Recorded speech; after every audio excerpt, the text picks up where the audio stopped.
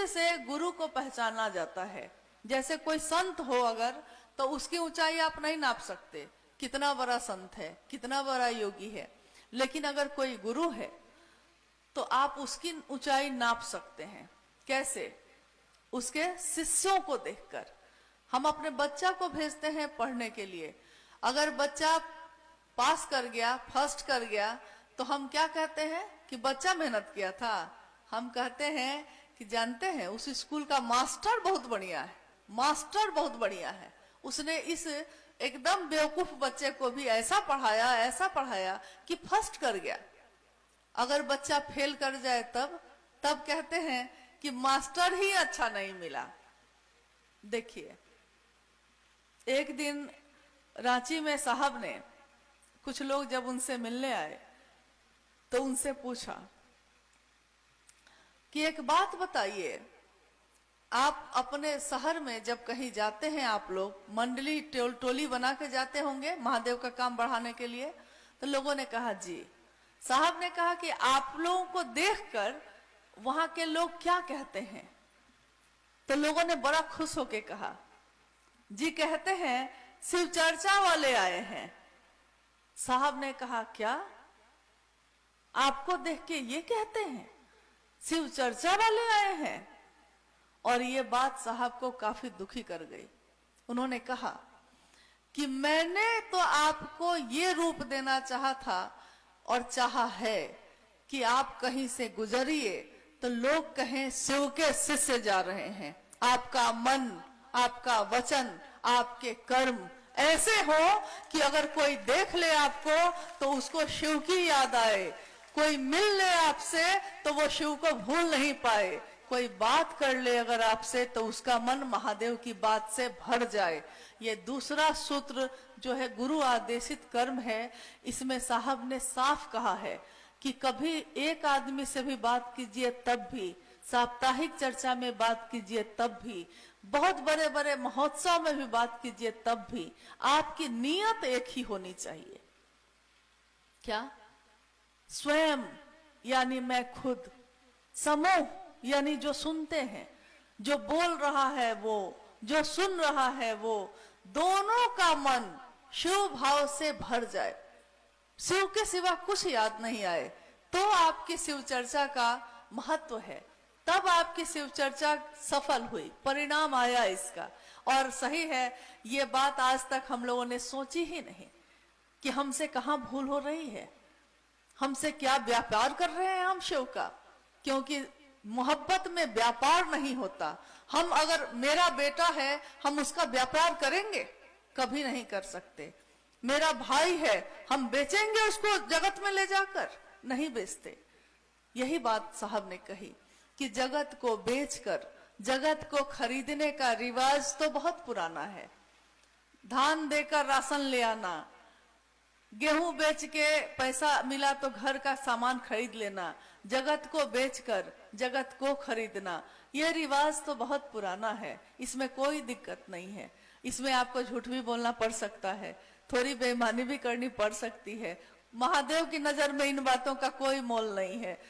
ऐसे ही वो महादेव थोड़े ही है, लेकिन शिव के लिए नहीं करिए ऐसा, महादेव के नाम पे मत करिए। क्योंकि आज तक धरती पे महादेव के नाम पे लोगों ने महादेव को बेचा है। क्या शिव के शिष्य भी ऐसा ही करेंगे? अपने गुरु का नाम बेचेंगे?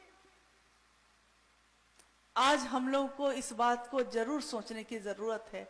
जिस काम को करते करते हमारे साहब दीदी अपने जीवन की आहुति, अपने प्राण, अपने तन को देकर चले गए हैं, उनकी ऊर्जा आपके अंदर, मेरे अंदर, सबके अंदर आज चल रही है।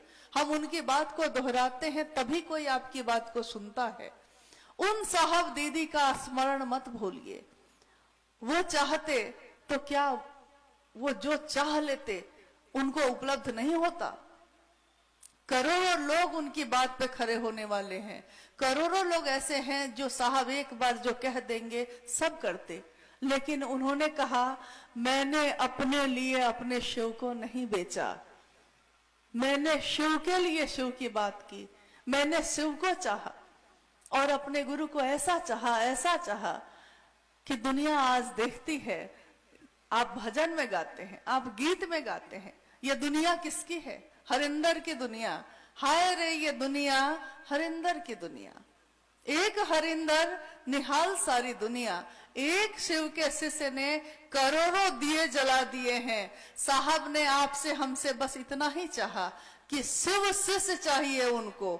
उन्होंने सबसे यही कहा, आप मिठाई क्यों लाते हैं, आप मेरे लिए कपड़े क्यों लाते हैं, मुझको अगर दे सकते हैं तो एक शिव का शिष्य दीजिए, और मुझको कुछ नहीं चाहिए।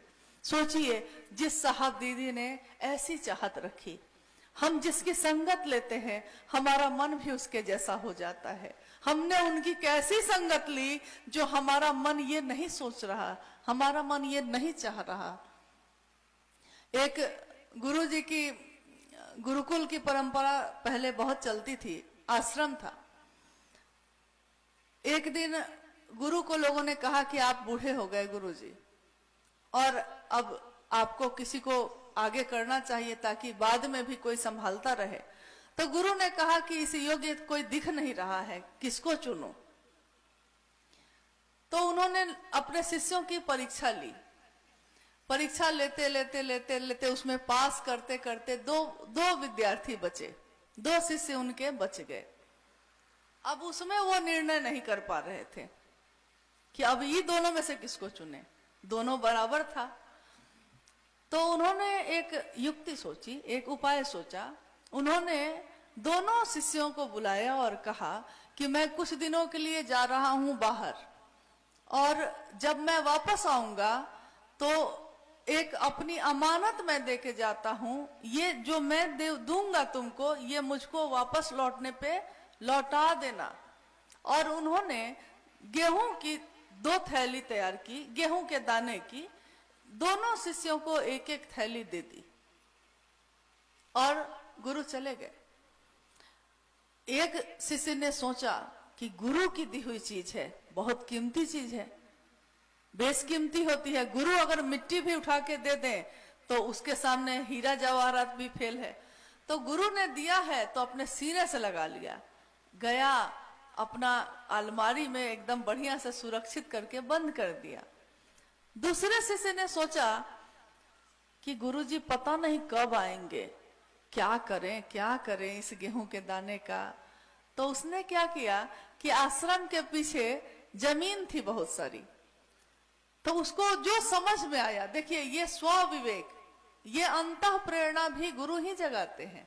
स्वविवेक, उसने सोचा कि क्या करें, तो आश्रम के पीछे जो जमीन थी जाकर उसको पूरा कुराई किया, क्यारी बनाया, और जितने भी दाने थे गेहूं के उसमें लगा दिया।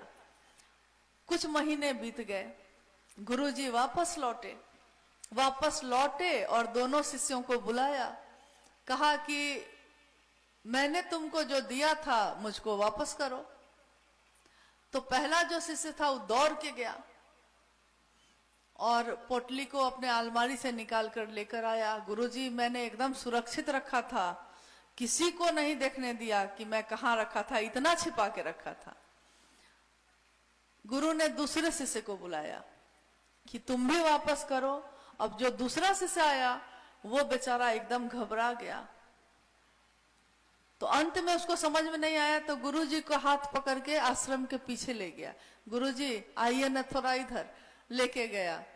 तो बोला कि मुझसे तो बहुत भूल हो गई, मुझको लगा कि आप पता नहीं कब आएंगे तो कहीं खराब ना हो जाए, तो मैंने खेतों में लगा दिया है।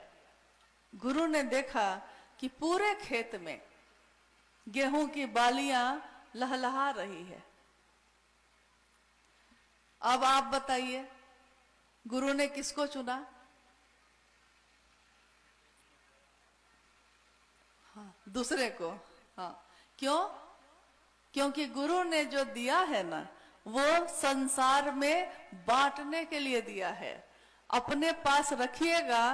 पहले से जो लेके आया उसने जब पोटली खोली तो सारे दाने सड़ गए थे, सड़ गए। पानी को अगर गड्ढा में एक जगह छोड़ दीजिए, कुछ दिन बाद देखिएगा वो सड़ गया। लेकिन कभी नदी और झरना के पानी को देखा है कि सड़ गया? नहीं सड़ता वो। तो गुरु की इस दाने को यही साहब ने कहा, छींटो छींटो, जितना छींट सकते हो छींटो। सबको यही कहते थे। हो सकता है आप में से भी कुछ लोगों ने सुना होगा कि शिव की दया जो उतरी है उसको बांटो बांटो और जितना बांट सकते हो बांटो, क्योंकि शिष्य वही है जो अपने गुरु का नाम इस दुनिया में रोशन करके जाएगा, ये नहीं कि अपने पास रख के सरा देगा। तो हमको आपको छींटना है। आइए, हम लोग को जिज्ञासा है तो उस पर भी बात करें। मौसम, हम लोगों ने अपने गुरु शिव से जो दया की याचना की थी उसमें 3 बजे तक का समय मांगा था। अब देखिए क्या होता है।